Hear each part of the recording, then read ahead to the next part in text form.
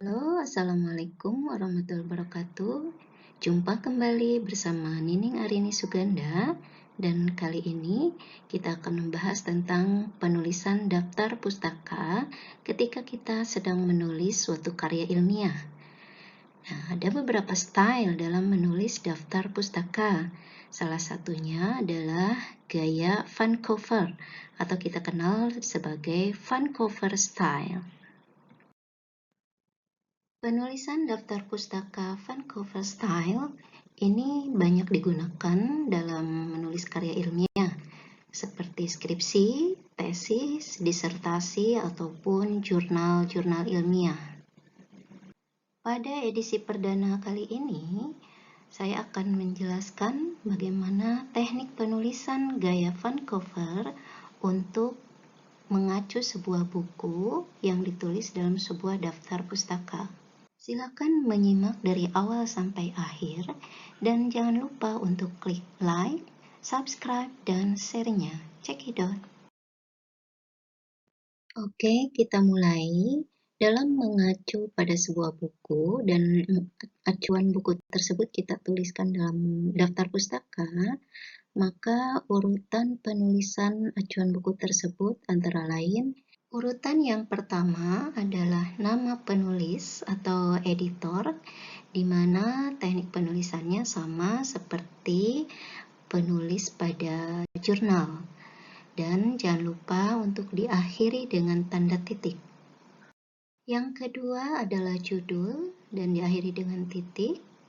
Teknik penulisannya, huruf besar hanya huruf pertama dari kata pertama dan kata benda apapun, kecuali yang memang diharuskan diawali dengan huruf kapital.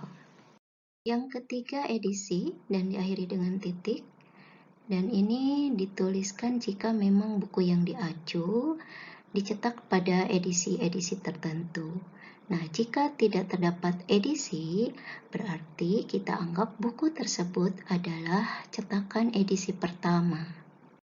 Urutan yang keempat adalah tempat terbit dan diakhiri dengan tanda titik 2. Urutan selanjutnya penerbit diakhiri dengan tanda titik koma. Selanjutnya tahun penerbitan diakhiri dengan tanda koma. Dan jika memang diperlukan, bisa mencantumkan seri dan nomor volume atau halaman. Baik, kita pelajari dari contoh berikut. Nah, ini ada salah satu daftar pustaka yang diacu dari sebuah buku, di mana nama pengarangnya adalah Belits HD. Artinya Belits HD ini, nama akhir dari pengarangnya adalah Belits, dan nama pertama dan nama tengah ini disingkat menjadi HD tanpa titik. Kemudian diakhiri dengan tanda koma jika pengarang lebih dari satu. Jadi pada buku yang diacu di sini ada 3 pengarang. Pertama Belits HD, Grossway, Siberly, P. titik. Selanjutnya penulisan judul. Di sini berjudul Food Chemistry, dan penulisannya hanya kata pertama saja yang ditulis kapital. Kata-kata berikutnya ditulis kecil, kecuali pada kata-kata tertentu yang memang mengharuskan huruf besar. Misalnya nama kota, nama tempat, dan sebagainya. Dan jangan lupa diakhiri dengan tanda titik. Selanjutnya, edisi buku. Di sini contohnya adalah edisi ketiga, ditulis third ref, titik. Artinya edisi ketiga hasil revisi.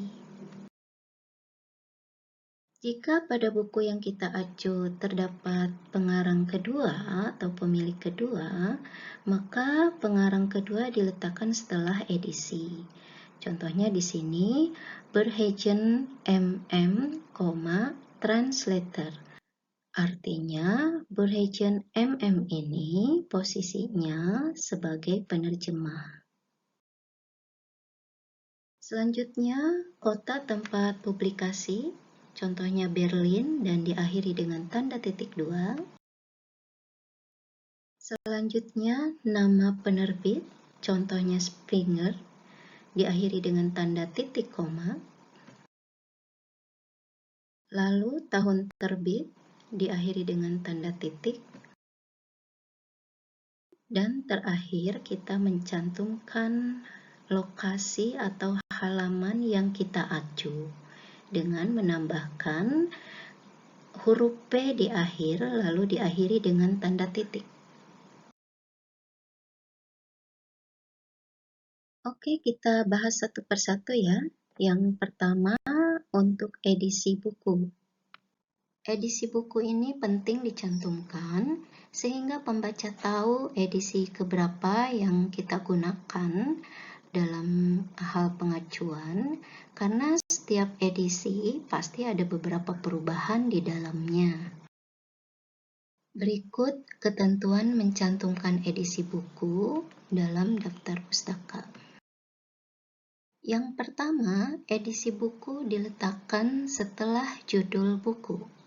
Yang kedua, gunakan abreviasi untuk kata-kata yang umum digunakan. Misalnya, untuk edition, kita singkat menjadi ed, titik. Kemudian special, kita singkat spek, titik. Kemudian translation, kita singkat trans, titik. Selanjutnya, yang dikapitalkan hanya huruf pertama dalam pernyataan edisi. Berikutnya, gunakan angka Arab dalam menuliskan edisi. Sebagai contoh, edisi kedua atau second ditulis 2ND, artinya ini edisi yang kedua. Atau edisi yang ketiga kita tulis 3RD, artinya ini third, artinya edisi yang ketiga. Lalu akhiri edisi dengan titik. Dan terakhir, jika buku tidak mencantumkan nomor edisinya, maka dianggap buku tersebut merupakan edisi pertama. Selanjutnya, bagaimana kita menuliskan editor dan penulis atau pemilik kedua dari buku tersebut. Yang pertama, letakkan nama dari penulis kedua atau secondary author setelah pernyataan edisi buku. Selanjutnya yang kedua, untuk nama, ikuti format yang umum dalam sistem Vancouver. Yang kedua, untuk nama, letakkan nama belakang pengarang di bagian awal dan nama depan yang disingkat. Ini sama persis dengan penulisan nama pengarang pada pengarang awal dan juga pada penulis jurnal. Berikan tanda koma di akhir nama editor, lalu diikuti kata editor, atau jika ada ilustrator, berikan nama ilustrator yang diakhiri dengan tanda koma, lalu diikuti kata ilustrator. Akhiri penulisan secondary author dengan titik. Namun jika tidak ada pemilik utama dari buku tersebut, maka secondary author menjadi pemilik utama atau menjadi pengarang utama, dan ini otomatis diletakkan di awal. Selanjutnya, bagaimana kita menuliskan nama penerbit? Cantumkan nama penerbit, kapitalisasi huruf sesuai dengan yang tertera di dalam buku. Artinya, jika penerbit menggunakan huruf kapital untuk semua hurufnya, maka kita pun menuliskan huruf kapital untuk semua hurufnya. Jika memang diperlukan abreviasi, maka abreviasikan penerbit yang telah diketahui oleh umum. Untuk nama divisi, nama penerbit kemudian diikuti oleh nama divisi. Jika lebih dari satu penerbit, pilih penerbit yang ada di urutan paling atas atau satu penerbit yang dicetak dengan huruf besar atau ditebalkan.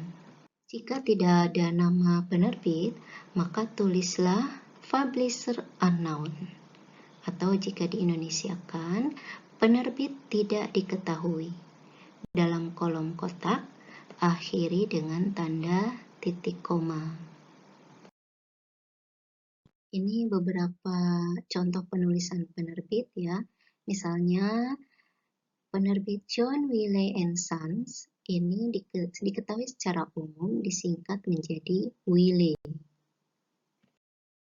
Jika terdapat nama divisi, maka kita cantumkan setelah nama penerbit.